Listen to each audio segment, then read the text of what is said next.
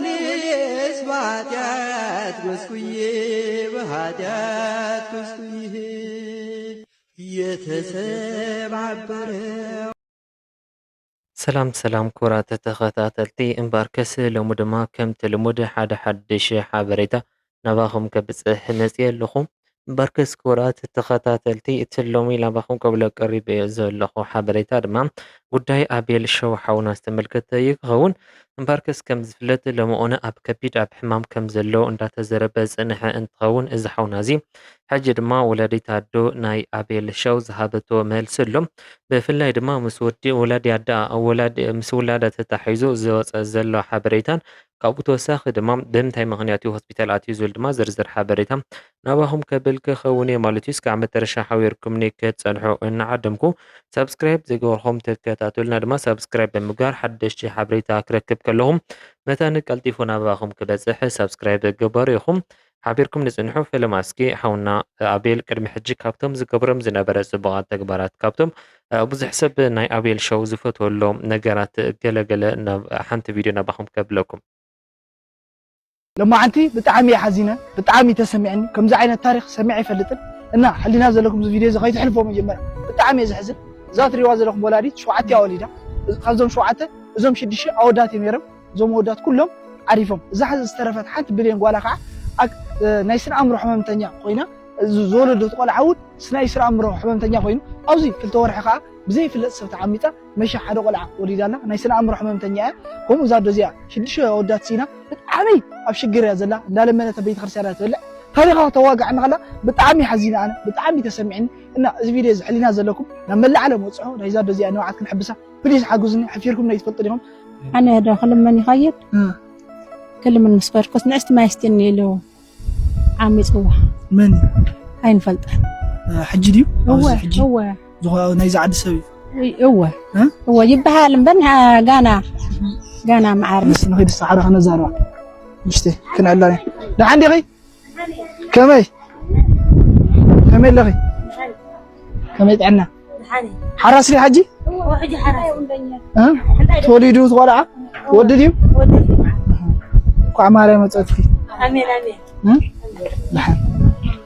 شجري ولا دو يبلكم فينا أنا زيتين من مزروع حيكونها معرفة دو يبلكم آمين دو يبلكم معرية سيرك مفتر لكم زي أول نحر حد نقراتي خلاص وي معرية دو يبلكم دمي حتي دو يبلكم حسب لبهم مسمر لكم وي معرية أهلني معرفة دو يبلكم ده هي شجري للنرب السروس እምባርከስ ኩራት ተኸታተልቲ ከም ዝፍለጥ እዚ ኣቤል ሓውና ኣቤል ሸው ወይ ድማ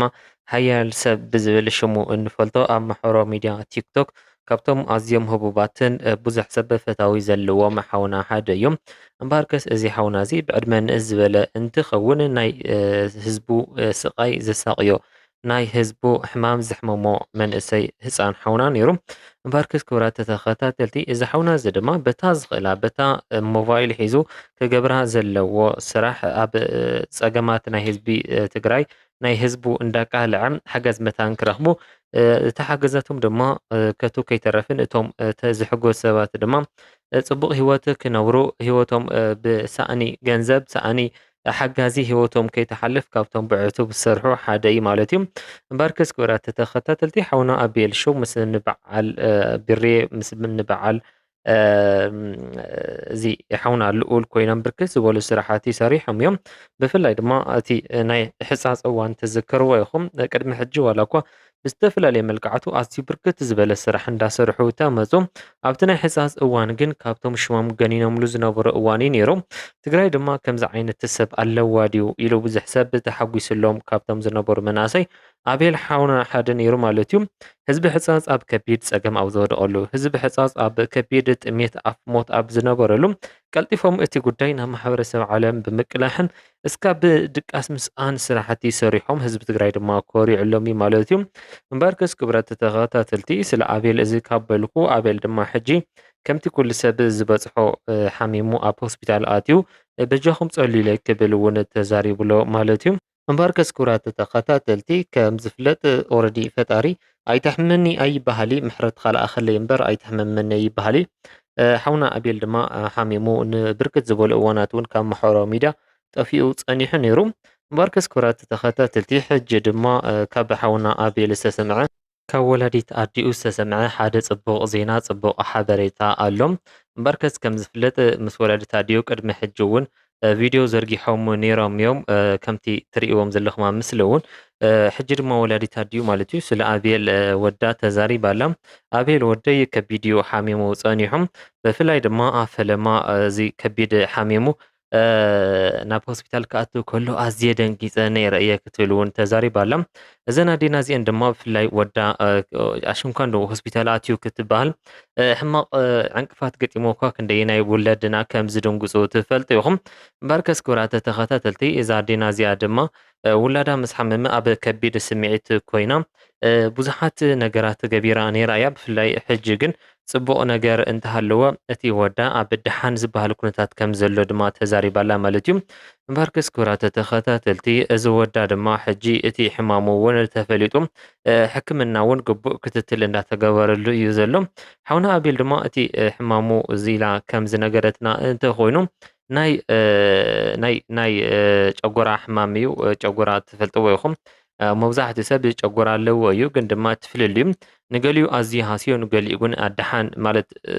እቲ ኩነታት ናይ ጨጎራ ይፃወሮም ሓውና ኣቤል ግን እቲ ናይ ሕማም ጨጎራ ፍልይ ስለ ዝበለት ቆፃፅራ ስለ ዘይከኣለ እስካብ ሆስፒታል ምእታው እውን በፂሑ ማለት እዩ ሕጂ ግን ኣብ ድሓን ኩነታት ብናይ ዶኳተር ክትትል እውን እንዳተገበረሉ ኣብ ድሓን ዝበሃል ኩነታት ከም ዘሎ እውን ተገሊፁ ኣሎ ማለት እዩ ክቡራት ተኸታተልቲ እዚ ድማ ጽቡቕ ነገር እዩ እንኳዕ ድሓን ኮነ ምክንያቱ ፈጣሪ ኣይትሕመኒ ኣይበሃሊ ምሕረት ካልኣኸለይ እምበር ሓውና ኣቤል ድማ ኣብ ቀረባ ናብቲ ንቡር ስርሑ ከም ዝምለስ ሙሉእ ተስፋና እዩ መብዛሕትኡ ኣድናቆዩ ብዙሕ ፈታዊ ድማ ኣዝዩ ተሻቒሉ ምሕረት ይልኣኸልካ እንዳበለ ፀኒሑ እዩ ኣብ ቀረባ መዓልቲ ድማ ካብ ሆስፒታል ወፂኡ ከም እንሪኦ ሙሉእ ተስፋና እዩ ማለት እዩ እምበር ከስ ክቡራት ተኸታተልቲ ብዙሓት ሰባት ተጨኒኹም ተገዲስኩም ስለ ኣቤል ተሓቱ ዝነበርኩም እዚ ጽቡቕ መልሲ ክኾነልኩም ኢለ ተስፋ ይገብር ምክንያቱ ናይ ሰብ ጽቡቕ ዝምነይ ናይ ሰብ ማለት ሕውየት ዝምነ ሰብ ሓሚሙ ክበሃል ከሎ ክስምዖ ግድነት እዩ ብፍላይ ድማ ከም በዓል ኣቤል ዝበሉ ሰባት ኣብ ሶሻል ሚድያ ካብቶም ተፈተውቲ ኣብ ሶሻል ሚድያ ካብቶም ብዙሕ ሰዓቢ ኣብ ሶሻል ሚድያ ካብቶም ጽቡቕ ዝሰርሑ ሶሻል ሚድያ ኣብዚ ሕጂ እዋን ደቂ ኣንስትዮ ደቂ ተባዕትዮ ንገንዘብ ኢሎም ካብ ባህልና መንነትና ዘፈንገጠ ስራሕ እንዳሰርሑ ኣብ ዘለውሉ እዋን ከም በዓል ኣቤል ዝበሉ ሰባት ግን እቲ ሶሻል ሚድያ ንጽቡቕ ነገር እንዳተጠቕምሉ ካብቶም ዘለው ሰባት ሓደ ስለ ዝኾነ እዩ ማለት እዩ እምበር ከስ ክቡራት ተኸታተልቲ እቲ ንሎሚ ዝነበረ ንመደብ ኣነ ዝወዲ ኣለኹም እስካብ ሕጂ ዝተኸተልኩም እንዳመስግንኹ ኣብዚ ክፍለየኩም ሰላም ረህዋን ንህዝብና ሰላም ረህዋን ንዓድና